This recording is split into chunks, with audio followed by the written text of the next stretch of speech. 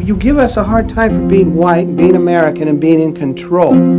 For a white person to look at me and say, "You're just like me, we're both American," totally insults me. Because you're not allowed to be a black man in corporate America. Walk through some halls with some pride, you're gonna scare some people. Show that you have some intelligence, you scare people. So you're right. You gotta shuffle. When my father hit Texas, he never stopped. He went straight through Texas. The fear is still there because I know it can happen. Because it has happened, not to me, but to people who look just like me. To me, when I hear it from a white person, it means, why can't we all just pretend to be white people? I'll pretend you're a white person, and then you can pretend to be white. Why don't you eat what I eat? Why don't you drink what I drink? Why don't you think like I think? Why don't you feel like I feel? I'm afraid with these feelings, there will be no progress and no change in racism. The fear of color will remain. The gap isn't being bridged here.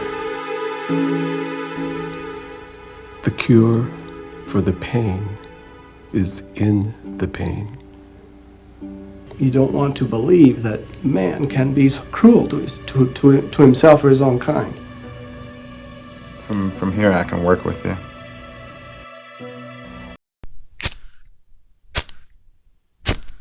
I want you to see me as a valuable person. I want you to see me as someone as valuable as yourself. And why don't you, with your people, look for something within yourselves that can make you feel equal to us? In 1994, Chinese-American filmmaker Lee Mun Wah released The Color of Fear, a modest, independent documentary that nonetheless shook audiences by throwing 8 men into a room to speak openly about race. There are no Hollywood stars or special effects here, just a camera and raw conversation. Mun Wah brought together 2 black men, 2 Latino men, 2 Asian American men, and 2 white men, plus Mun Wah himself as moderator, to discuss their personal experiences of racism.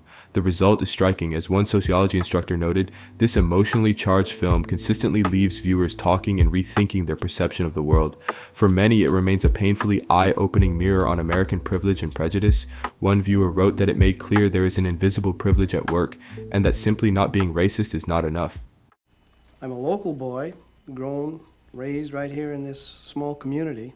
And when the subject of racism was mentioned to me, I found it extremely exciting because I grew up in this area with friends of all races. And we would read in the news, see on the television of racial struggles in other areas and could not comprehend how that could be and why they had to cause struggle and strife for each other. Why couldn't they be just like at home, happy and productive together? And I don't think that anybody should be any less than another. I grew up in this area right alongside the Native Americans, and some of them to this day are my dearest friends, and I like their cultures, yes. In the early stages of the conversation, the men of color begin sharing stories that cut to the core of their lived experience. A Latino participant speaks of the daily sting of stereotypes, how no matter his achievements, he is too often reduced to a caricature. I always get uptight when the cops are around. Took my license, he says, "Get in the car." He didn't say, "Get in the car, sir. Would you please go back to the car?" Get in the car. I was going to a party over in Kentucky, and I got lost. So I stopped at this bar, and I asked for directions, and this guy gave me directions. And I noticed in his hand he had a knife, and he had the knife out, and that knife was about this long. What's different for me than for my father was I haven't fought as many cowboys as he has. An Asian American man opens up about the subtle but constant message that he is an outsider in the only country he's ever called home. A black man describes the heaviness of entering a room and knowing before he utters a single word that others have already decided who he is based on his skin. These stories are not abstract theories about racism. They are wounds carried in silence, finally given voice. Each testimony is what scholars call a target of racism, concrete, personal, undeniable encounters with discrimination. They speak not from imagination, but from memory. You leave home every day, your parents instill at you that you're a good person, you're a moral person. Yet when you go out into the world, just because of the color of your skin, people avoid you. They look at you as if you're a potential killer.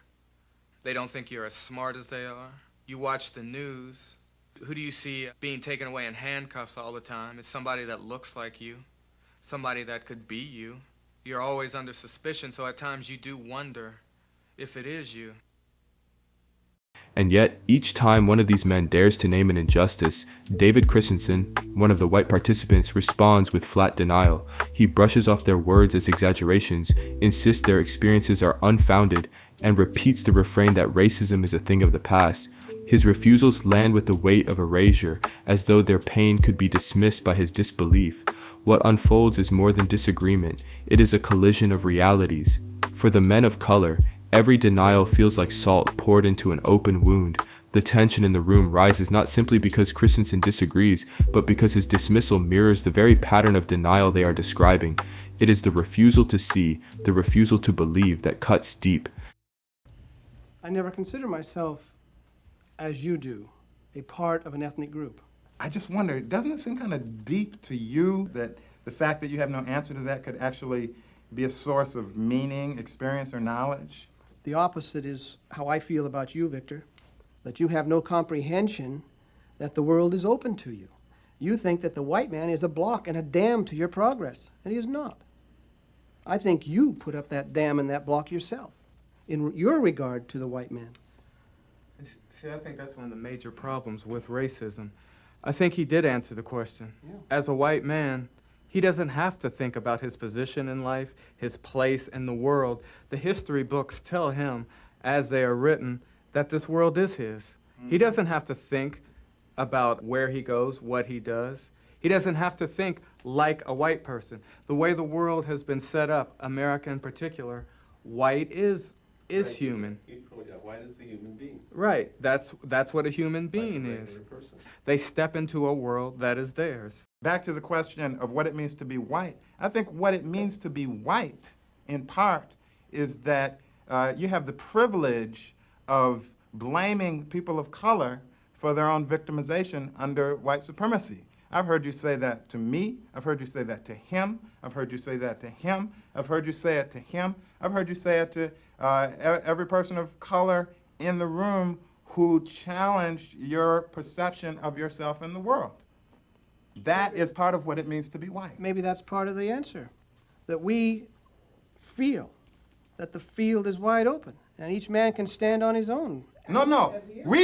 Each man does not stand on his own. Some men stand on other men and other women. Light-skinned men. Men from Europe stand on the heads and the parts of men and women and children of color. That is, and of course, you also stand on the heads of white women. But no, it's not a question of every man standing on his own ground. All of the ground, damn near, of this planet has been taken from almost all of the people of color on this planet. Australia was a black continent. Africa was a black continent. North America was a red continent. South America was a red continent. You are not standing on your own ground. You are standing on red ground. And that's what it means to be white. To say that you're standing on your own ground and standing on somebody else's. And then mystify the whole process so it seems like you're not doing that.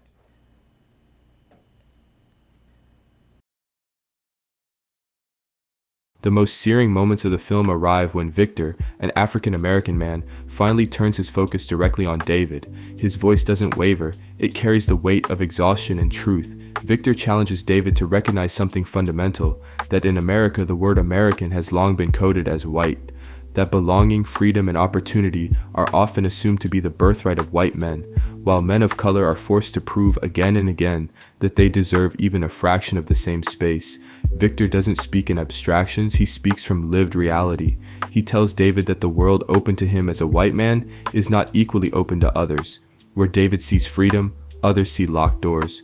Where David sees meritocracy, others experience invisible walls.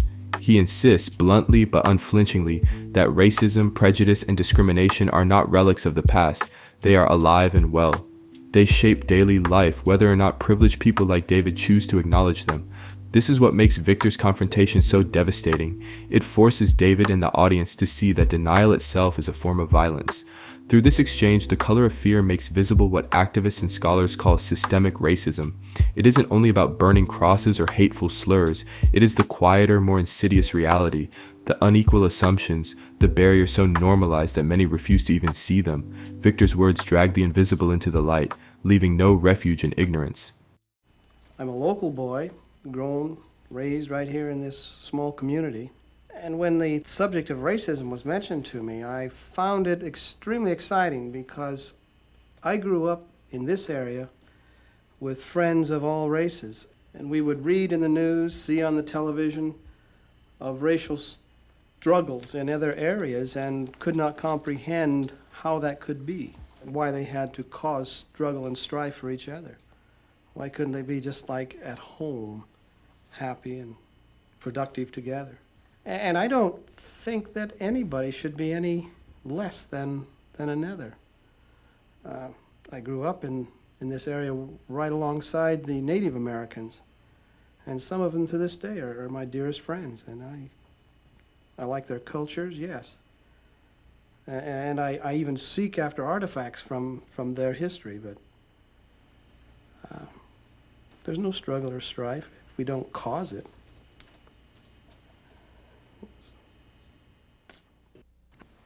Do you think that we don't get excited as Americans when you say you are something other than just American? I got excited when Mun Wah said to us, he is Chinese American. Why can't he be just American and excited about being just American like David is? But wait a minute, You know, he calls himself an American. But I'm doing that for a very specific purpose. Okay. I'm doing it because I'm terming my identity as American to fight against the white supremacist notion that only white people merit the status of the title of American. Well, I agree with that. I don't think we do. I refuse to be segregated or to be allocated to a lower status by not being recognized as an American. I like that attitude, and I think that's a correct and proper attitude. Whereas I'm also Chinese. Yes. I'm very proud of that. And for a person to look at me and say, for a white person to look at me and say, you're just like me, we're both American, totally insults me because it denies my identity as a Chinese person, too. You give us a hard time for being white and being American and being in control. I've never felt in control. I had vineyards and pear orchards for many years, and I employed many of your people, if you wish to call them that. They're my dear friends. To me, they are friends equal to any that I would have. I greet them, and now they come into my business and they just want to come in and say hi and talk to me. There's something different that's happened. What's different that's happened for us, and I'm speaking as a people, borders on genocide, takeover, colonization. You know what happens to me when I pass a mission? Yeah. You know, it's not the same thing that happens to every group that passes a mission. There's something different. When I hear Father Unipercera, what do you think I think of? You know, it's not... Conquistador. It's chopping off hands, Sure. It's slavery, I mean, you know, that's what's different. And it gets tiring to not have that difference known. Mm-hmm. It gets tiring to not have that difference acknowledged and to have to keep talking about it. That's what gets tiring. So I see here an attitude expressed by Utaka and by Roberto that says, how can I be an American? I can't. And so I won't. I'm going to cling to my heritage. Is this clinging the problem? Is this belief that you cannot become American the problem? For years I've said, why do these guys have such a problem being a color? Why can't they just be individuals and go out and make a place for themselves? What's your answer? to that? And I hear you saying that we whites don't allow that. that we keep you down? Why aren't we just humans? I mean, why aren't we just brothers? For much of the film, it is David Christensen who dominates the conversation, not with insight but with objections. Where others offer vulnerability, David counters with disbelief. He insists that racism cannot be as pervasive as they claim. He presents himself as a fair-minded, hard-working American, someone who doesn't see race, someone who simply sees everyone as equal. But beneath that claim of neutrality lies a deeper problem. Time and again, David tells the others that the struggles they describe are all in their heads, that they are oversensitive or misinterpreting reality. Each dismissal carries the same message: your pain does not exist unless I validate it. Even in the language he uses, the contradiction becomes clear. He refers to you people or your people while insisting that he only judges individuals, not races. His phrasing betrays the very bias he denies, reducing entire groups to categories in the same breath that he proclaims colorblindness. This dynamic reveals something profound about denial itself. For David, to admit the persistence of racism would be to admit that his version of America, the one where hard work guarantees fairness, has cracks in its foundation. His resistance, then, isn't just intellectual, it's existential. It protects his identity as a good white man, even if it comes at the expense of silencing the realities of everyone else in the room, and this is why his presence looms so large throughout the film. David does not only argue with the men of color, he embodies the larger voice of white denial that has echoed for generations, insisting that if racism is not visible to him, then it must not exist at all. Mun Wah's camera lingers on David long enough to expose something deeper than his words. What we see is not just disagreement, it is a man unconsciously shielded by what educator Jamie Ross calls the masks of innocence and ignorance. These masks, Ross explains, allow many white people to move through the world as though they do not have a race, as though they are simply normal, untouched by the weight of racial identity. In doing so, their own advantages remain hidden, even from themselves. David embodies this dynamic with startling clarity. He hides his power behind the mask, making his privilege invisible not only to others but to himself. From within that shield, he cannot fully believe the testimonies unfolding around him. When men of color speak of humiliation, exclusion, or daily discrimination, David instinctively interrupts, talks over them, or retreats into denial. His refrain is consistent. That's unfounded. I've never seen that. Problem. Black Muslims have sometimes, whether you have or not, and I think probably you have sometimes, it seemed to me, been preaching hate to meet hate.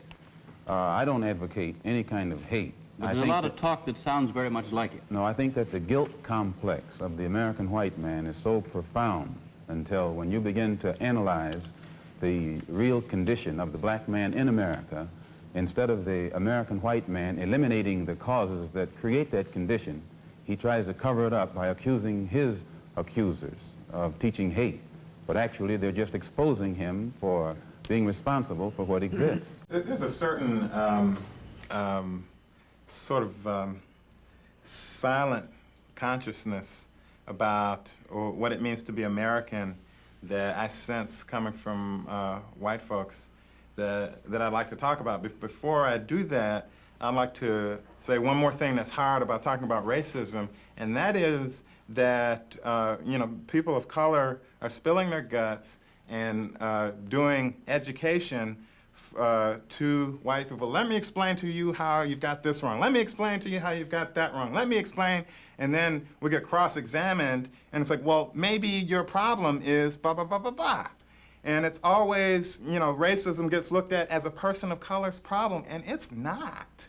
We're like on the receiving end of the problem, but we're not the problem. I walk in a world where black people, where Latinos, where Asians, where Arabs, all these different people are experienced as problem people, and that, well, we're going to deal with the person of color problem when in fact racism is essentially a white problem.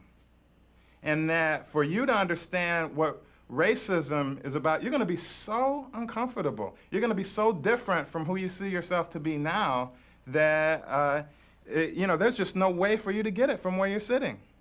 And I'm not saying that you could never get it. I mean that you need to step outside of your skin and step outside of what seems really comfortable and familiar to you and launch out into some real, for you, unknown territory. And you haven't gone out there like you haven't, gotten in proximity to black people, as you say, because you don't have to. And that's part of what it means to be American, to me, is to have all these things that you can do if you want to, that you don't have to do if you don't want to do. And there's a way in which American and white and human become synonyms. That why can't we just treat each other as human beings? To me, when I hear it from a white person, it means, why can't we all just pretend to be white people? I'll pretend you're a white person, and then you can pretend to be white. Why don't you eat what I eat? Why don't you drink what I drink? Why don't you think like I think? Why don't you feel like I feel? God damn it, I'm so sick and goddamn tired of hearing about that. I'm sick of that. That's what it means to be human being to me. That's what it means to be white. That's what it means to be American. Why don't you come the hell over here? That's what I hear every goddamn day. And you know that I can't come over there. You know that this skin and that this hair and that this way that I talk and that I think and I feel will never, ever get included because I'm unpalatable to this goddamn nation. I'm unpalatable. You cannot swallow me. You cannot taste me. You cannot feel me because you don't want to. You think that you can survive without me, but you can't, man.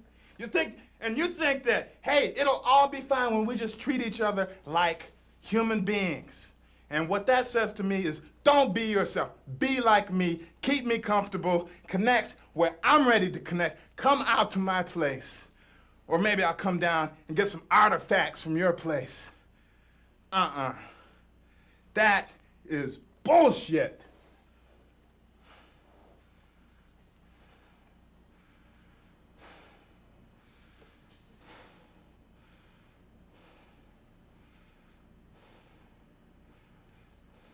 When you say that your ethnicity is American, there is no American ethnicity. You had to throw away your ethnicity to become American. That's what it means. That's what it means. You give up who you are to become American. And you can pretend that it's okay because you're white. When we give up who we are to become American, we know that we're dying from it. You're dying from it too, but you don't know it necessarily. Get ethnic, you know?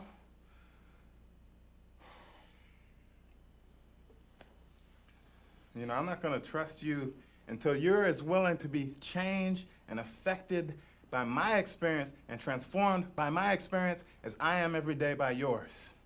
I attended a school for the first time that was predominantly white, and I had white teachers.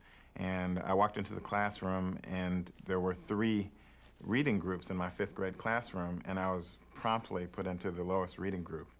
And I gathered very quickly that that was because I'm of African and American descent. Then they put me into the intermediate reading group, and then they put me into the highest reading group, and you know, I just boiled and churned through the whole process because my reading level was higher than anything they had in the classroom. I'm always dealing with you. I'm always dealing with you. You don't deal with him, you don't deal with me. Maybe you had an opportunity to deal with some Latino people. Well, we always deal with you, baby. Always. Every day. And yet, as the hours pass, the cracks begin to show. The confrontation with Victor forces David to hold a mirror to himself, something he has avoided for most of his life. By the film's end, the camera captures a David who is no longer defiant, but wounded, shaken, and tearful. For perhaps the first time, he concedes that he might be wrong. It is a moment of reckoning, raw and unsettled. The audience feels it viscerally, not because David has been converted, but because we have witnessed the shattering of denial. What breaks in him is not just resistance to other people's pain, but the illusion that he could remain untouched by it. In that sense, The Color of Fear does not simply document racism, it reveals the psychic toll of privilege and the painful process of beginning to see what one has long refused to acknowledge. You know, when white people start talking about, you're special. You're so different. You're not like the others. You start believing that shit until the cops pull you over. You go, well, I was special. Yeah, nigga, just put your head down and keep it.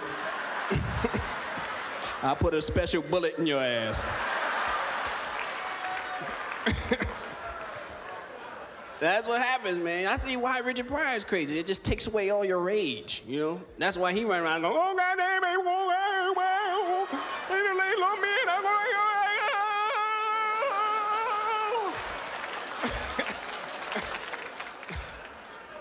I just don't want to get too comfortable. Brothers can't afford to get too comfortable, you know? Because that's when you become the porn. That's when they use your ass. Anytime white people want to smooth some shit over, they go get that rich nigga and put you on TV to represent the people, you know? You have you asking your questions like, Damon, now that you made this $13 million, and we're not counting, now that you made all this money, let me ask you this. Let me just throw this out at you. You respond any way you want. Is there racism in America? You be sitting there thinking about that paycheck, talking about, no, sir.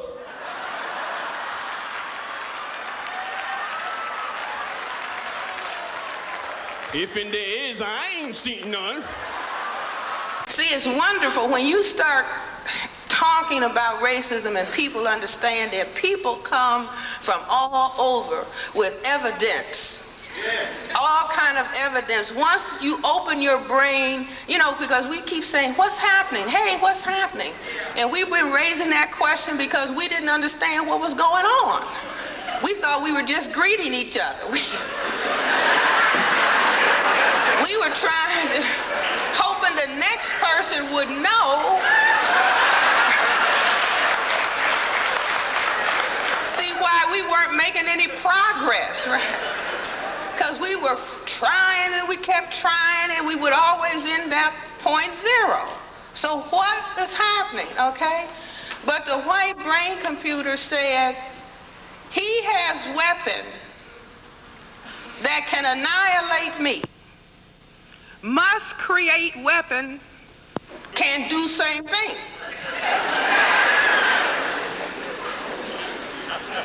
So if you see this front view of the male genitalia, a lateral view would look like this. If you turn that around 90 degrees, it'll look like this.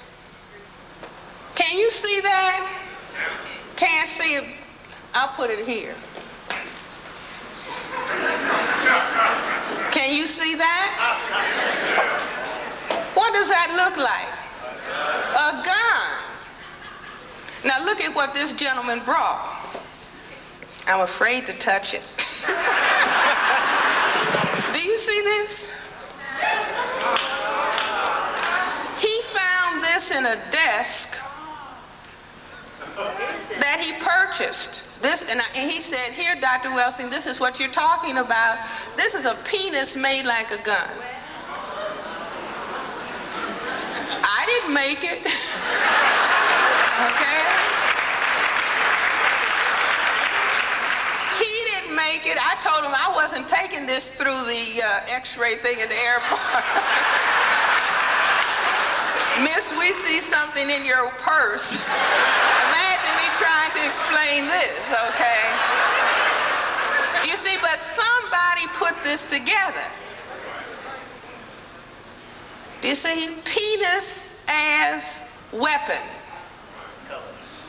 And I say that this, do you see, this is why there are now 200 million guns in the possession of people in this area of the world. 200 million in this society.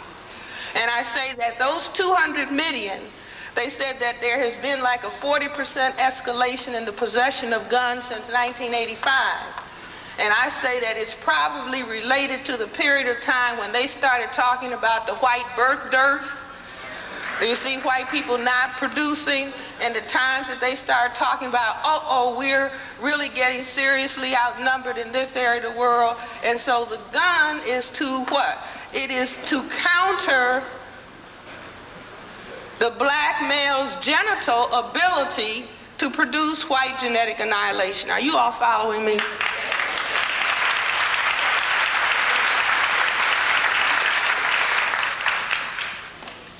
Well, let me just kind of go back a little bit.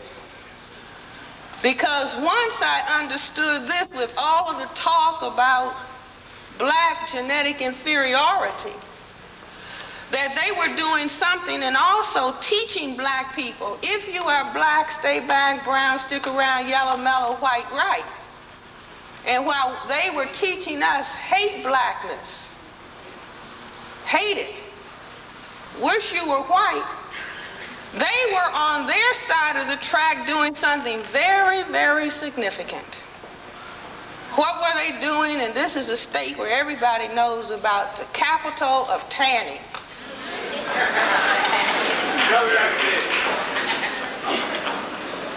As quiet as it's kept, tanning, when people whose skins are white and they expose themselves to the ultraviolet rays of the sun, they cause the cells that are called melanocytes.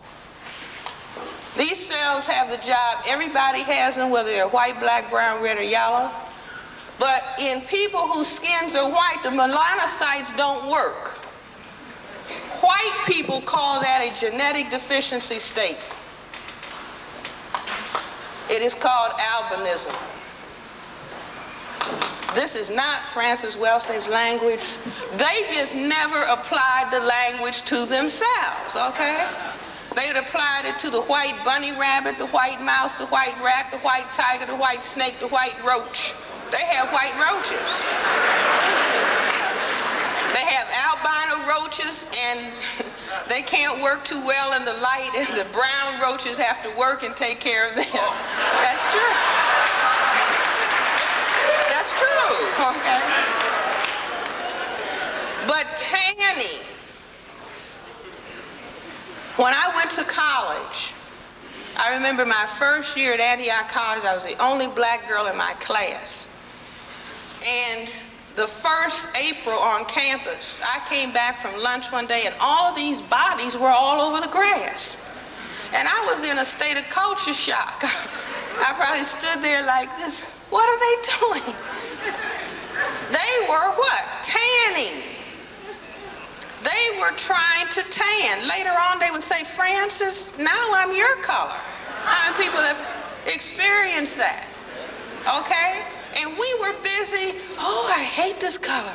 Why the hell God have to make me this way? Can't I be white? Help, help.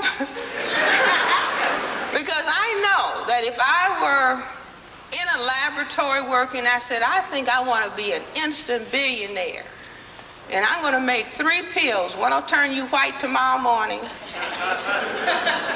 You take the second pill, that'll give you white features. The third pill will give you long hair. Will I be a billionaire? Yes. But we're going to get our heads together and correct all of that.